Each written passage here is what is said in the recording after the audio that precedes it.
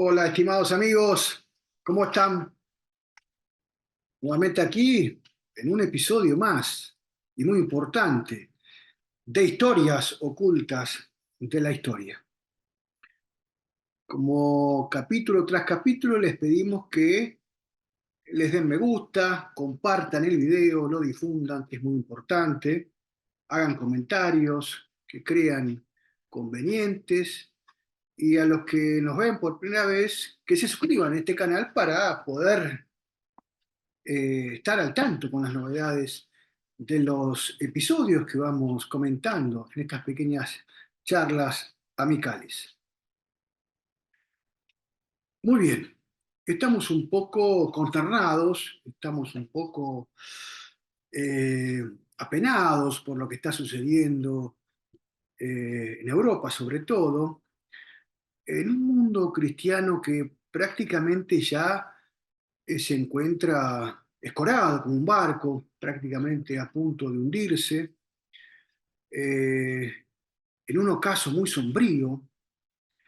La civilización cristiana está prácticamente, podríamos decir, como poseída, está posesa, porque esa sería la característica distintiva de lo que está sucediendo y que solamente un exorcismo, solamente una intervención divina puede llegar a restablecer este cuerpo prácticamente inanimado del cristianismo que no para de asombrarnos con respecto a esta civilización cristiana que estamos haciendo referencia, con las cosas terribles que los hombres están llevando a cabo para destruir esa civilización, de la cual muchos disfrutan, millones.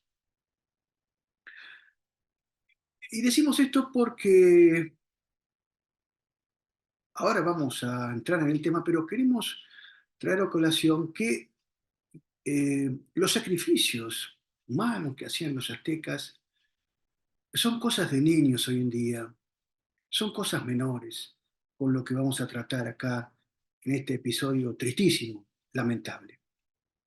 Por eso el tema de hoy es el siguiente: de la Revolución Francesa a la muerte de santos inocentes en la Constitución, es decir, en la Constitución de la República Francesa. Es pensador de renombre, que marcó, que dejó huella en las ciencias políticas, en las relaciones internacionales. Thomas Hobbes dijo que el hombre es lobo del hombre. Y creo que se quedó corto con esto que vamos a comentar, con el capítulo que les da tema a nuestro episodio de hoy, porque, como dijimos, el hombre de esta civilización cristiana parece que se encuentra como poseso, poseído de seres preternaturales, evidentemente, por eso es una posesión, de cosas que evidentemente son demoníacas, son satánicas, porque no cabe otra definición de lo que estamos viviendo. Este hombre parece que se ha encarnado en seres de otro mundo, de otro planeta, porque evidentemente lo que acaban de hacer, lo que acaba de sancionar el Parlamento francés y que el presidente Macron acaba de refrendar y que lo han incorporado como un derecho en la Constitución de la República Francesa, un derecho a asesinar, a matar a seres indefensos, a sus hijos, a seres humanos, es algo inaudito, es algo que no tiene nombre, es algo que clama al cielo, como se dice cuando son los pecados más graves, más terribles, que ofenden más a Dios. Y el aborto es uno, quizás el más terrible por el cual Dios se enfada y se enfurece. Y lo han hecho con gran jolgorio, con gran alegría, eufóricas se veían las mujeres, eufóricos se veían los políticos, que seguramente deben ser castigados canónicamente, deben ser excomulgados. Si la iglesia tiene poder en el sentido de que su autoridad sigue viva y latente en aquella nación gala, en Francia. Eh, Estos políticos estaban exultantes, veíamos las imágenes, pero en realidad estaban exultantes de un odio preternatural, de un odio infidei, de un odio a la fe, de un odio a Jesucristo, porque en definitiva es eso lo que está sucediendo en el mundo occidental, que se cae a pedazos, que se derrumba, y como las épocas del Arca de Noé, la gente sigue festejando, se sigue divirtiendo, y no se dan cuenta que va a venir rápidamente un castigo terrible y que solamente serán salvados aquellos que estén preparados. Eh, Muchos dirán, pero qué pesimista este hombre, las cosas que dice. Bueno, hagan lo que quieran, sigan disfrutando la buena vida. Nosotros también la disfrutamos, pero desde otro punto de vista, desde el punto de vista de la eternidad, de la trascendencia. Y escuchábamos también a un grupo de mujeres españolas, en la cual estaba también incluida la vicepresidente de nuestra madre patria, de España, y pedían también imitar, emular, copiar lo que había hecho Francia, incorporando el derecho a asesinar a sus hijos como algo buenísimo, bellísimo. Ellos le llaman interrupción voluntaria del embarazo, como si fuera una máquina, un dispositivo, un mecanismo, un interruptor que le toca un botón, se interrumpe y se congela, se detiene ese dispositivo, ese sistema, ese engranaje, y después cuando la mujer se da cuenta que asesinó a su hijo y empieza a lamentarse, ya es demasiado tarde, no puede tocar el botoncito y nuevamente hacer funcionar el embarazo. Ha matado a su hijo en el vientre de su propio cuerpo a otro ser humano. Son cosas terribles, pero que hay que volverlas a repetir y a reiterar para darnos cuenta del pecado que clama al cielo. Decíamos entonces que estas mujeres, en una conferencia de prensa, exultantes de alegría, con júbilo, diciendo que tenían que replicar ese derecho a matar a sus hijos, porque era un gran progreso de la humanidad. Ya dijimos al principio que los sacrificios humanos, los aztecas, son un poroto al lado de los millones de seres humanos que están asesinando los políticos que levantan la manito y aprueban estas leyes impías, inicuas. Y pocas son las voces también, hay que decirlo, es muy triste, pocas son las voces políticas, las voces de los medios masivos de comunicación que repudian, deberían repudiar esta, esta decisión terrible que acaba de promulgar el Parlamento francés. Porque en el fondo, y lo dijimos y lo reiteramos nuevamente, estos hombres que levantaron la mano para ya la tienen manchada de sangre, ¿no? Porque el aborto ya estaba en Francia, pero ahora lo incorporan como una ley ya, como una ley, como una norma ya que está incluida en la ley fundamental, en la Carta Magna, en la Constitución francesa. Son seres despreciables que odian a los seres humanos, que odian a los inocentes sobre todo.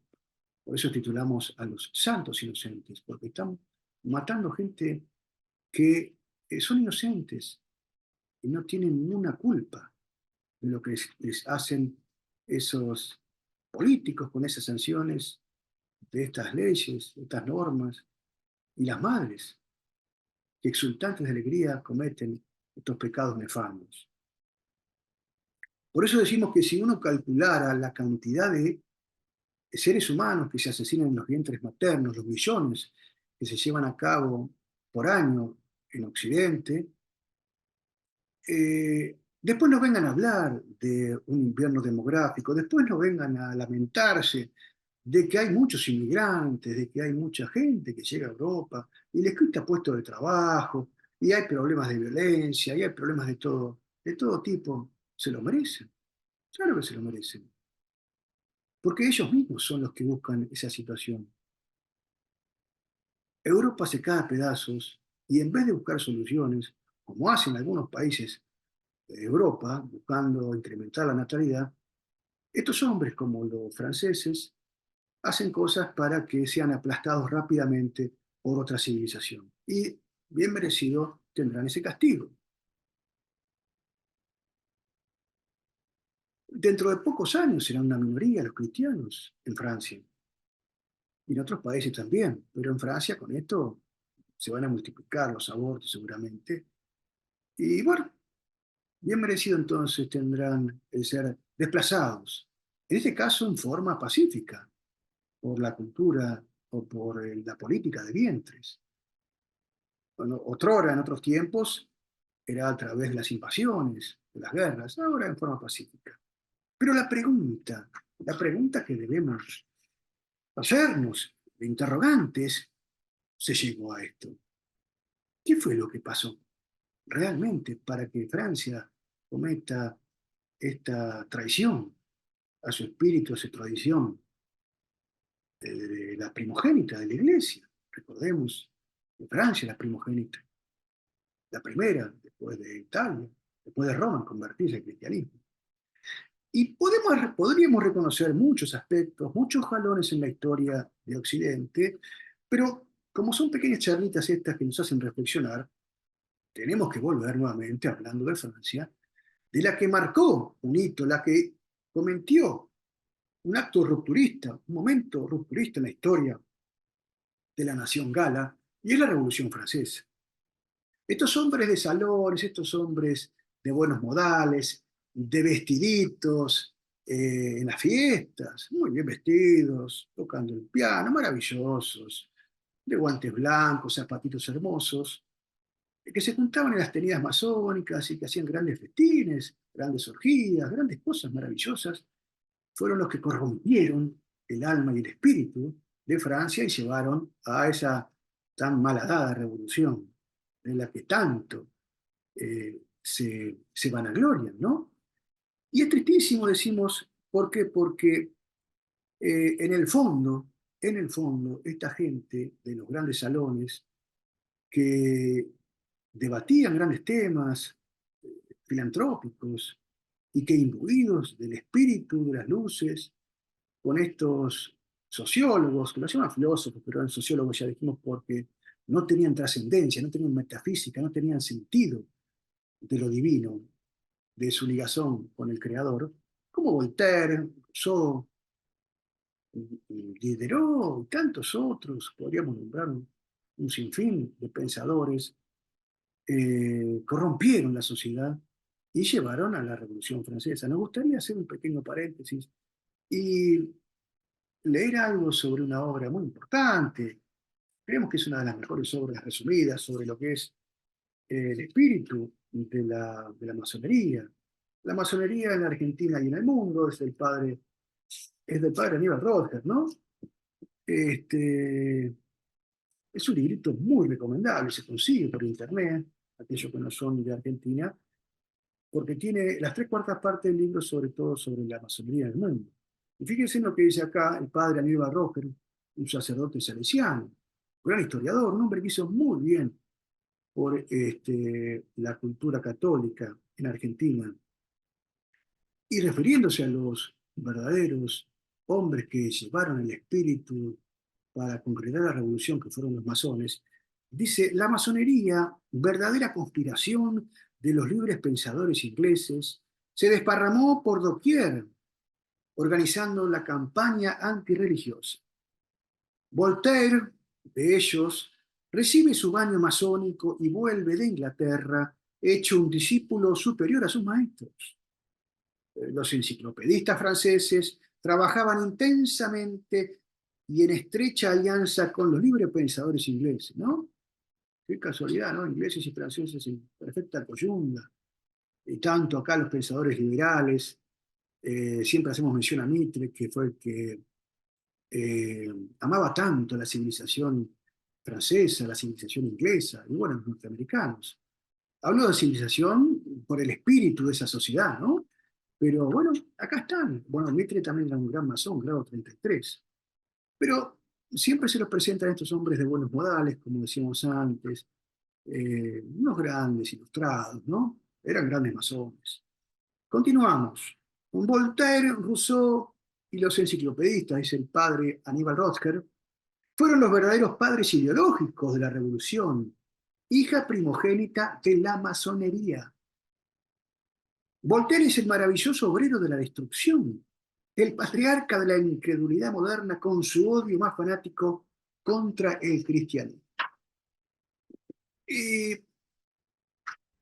antes de terminar aquí con esta pequeña obrita, queremos resaltar algo que a veces la gente no se da cuenta sobre el papel nefasto que ha tenido el tirano Napoleón, porque se lo presenta a veces en medios académicos como un hombre que ha dado muchas cosas buenas para Occidente, cuando fue un hijo también primordial de esta revolución masónica, a la cual él pertenecía, también hizo muchas cosas para propagarla cuando llegó las guerras napoleónicas al resto de Europa, llevando el espíritu de la masonería.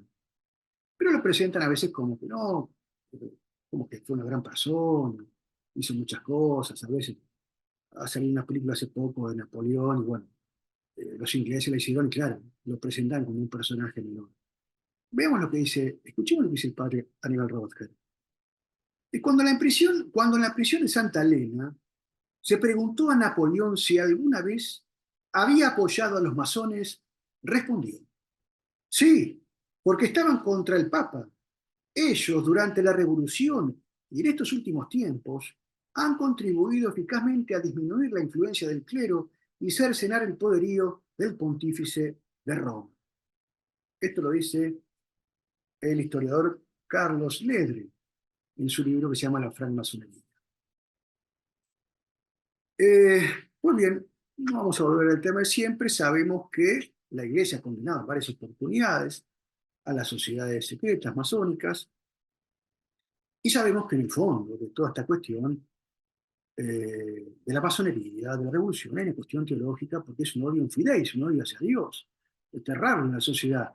Y bueno, esta nueva norma que se incorpora a la Constitución francesa, en el fondo, habrá sido también manejada en las logias, en las teorías masónicas, para ver cómo podía llegar a destruir toda la obra de Cristo, toda la obra de Dios de redención en el género humano.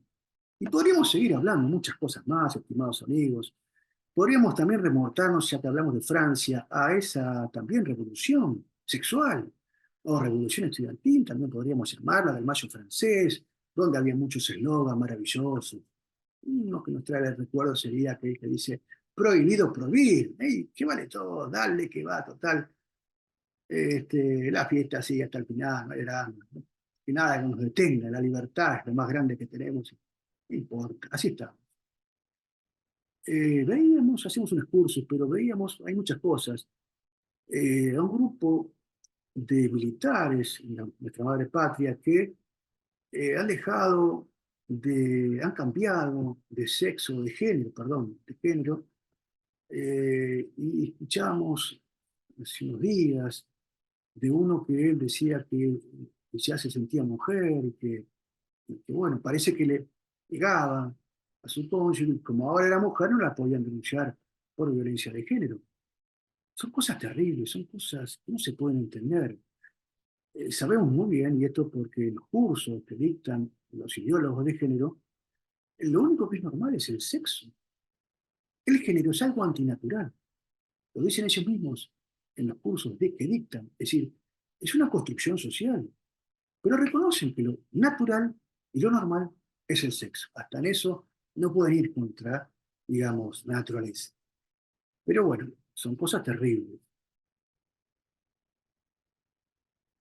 Decía Lucía de Fátima, una de las videntes de los tres pastorcitos de Fátima, decía Lucía que la Virgen le había dicho algo terrible con respecto a los últimos tiempos, que son los que estamos viviendo. Las apariciones fueron en 1917, ya pasaron 100 años. Y la Virgen María les dijo a Lucía de Fátima, la batalla final, la batalla que va a desencadenar finalmente por su odio a Cristo y a la Iglesia, el demonio, será contra la familia. Y cuánta razón tenía, ¿no? Porque evidentemente se están cumpliendo esas profecías marianas y Occidente no se da cuenta. Y sigue así. Y en la iglesia misma también. Se le hace el juego muchas veces a estas cosas terribles. Se coquetea con la masonería, se coquetea con la ideología de género y guarda porque estamos tocando fondo. Y después también se habla mucho o se ha hablado, y esto sí, evidentemente había algo en su momento cuando escribió Samuel Huntington un libro de cabecera que se llamaba Choque de Civilizaciones. Pero el choque se está dando en forma pacífica porque es el mismo Occidente el que está perdiendo su sentido, su rumbo y su designio, eh, desde que fue redimido por el cristianismo. Así que, evidentemente, choque lo hay, choque hay, pero se va a derrumbar solo si sigue así, con este tipo de normas que se dictan, que se aprueban y que van contra la esencia misma del cristianismo en la civilización occidental, europea en este caso. Y bueno, estimados amigos, concluyendo esta pequeña charlita que nos da mucha pena, como dijimos al principio, mucha tristeza, porque en el fondo se están sacrificando millones de seres humanos, santos inocentes, como dijimos, y que claman al cielo, esa sangre derramada clama al cielo, y va a haber un castigo muy grande. eh, para todos, evidentemente, nos va a venir, pero bueno, queremos advertir a la gente, queremos despertar a muchos que están ahí como somnolientos y no se dan cuenta. Queremos culminar esta pequeña charlita sobre lo que es, lo terrible que es el asesinato que cometen las madres y los médicos que perpetran ese crimen. Obviamente, primero los legisladores que levantan su mano, ¿no? Para votar, exultantes de alegría, como dijimos. Así les va a quedar la mueca cuando se vayan para el otro lado y no se arrepientan. Hay un librito muy lindo que fue profético también, que lo escribió un pensador, un escritor, un hombre de la literatura, de las letras, de la Academia Argentina de las Letras argentino. Este era su seudónimo, Guas, pero su nombre verdadero era Gustavo Martínez Zubiría, un hombre que le ha hecho muy bien a las letras, no solo de Argentina, sino de Hispanoamérica y del mundo, que se han traducido miles de sus obras en diferentes idiomas.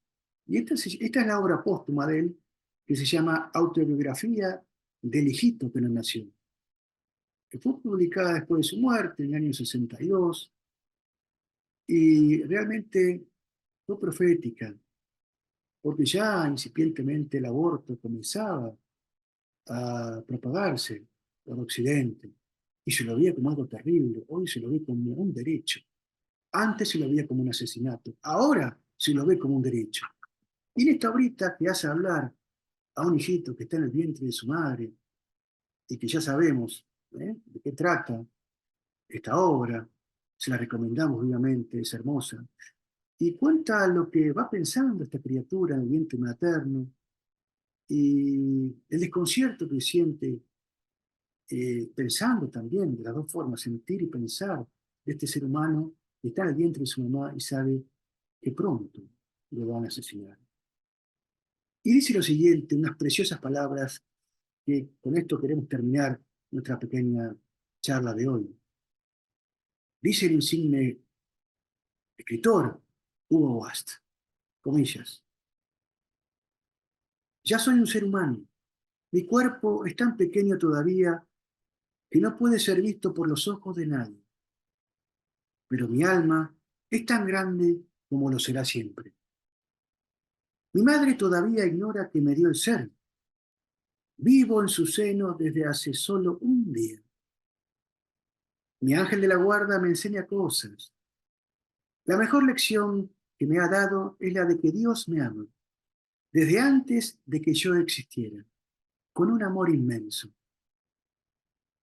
Y la peor lección que me ha hecho estremecer de miedo es que mi papá odia a sus hijitos no nacidos y prefiere que no nacieran jamás.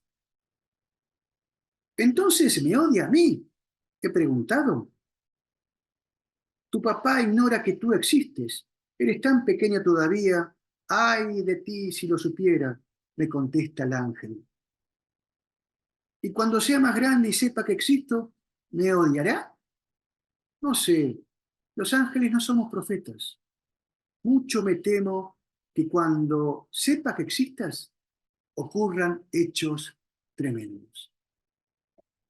Esto ahorita la escribió hace más de 60 años y tiene plena vigencia. En este caso, presenta como que el padre era el que quería asesinar a su hijo y que convence a la madre para llevar a cabo este crimen. Hoy en día son las madres las que con júbilo exultantes y compañeros verdes asesinan a sus hijos y nadie dice nada. O por lo menos los que tienen poder callan la boca en la mayoría de las naciones. De Dios nadie se burla. Nos vemos en el próximo programa de Historias Ocultas de la Historia.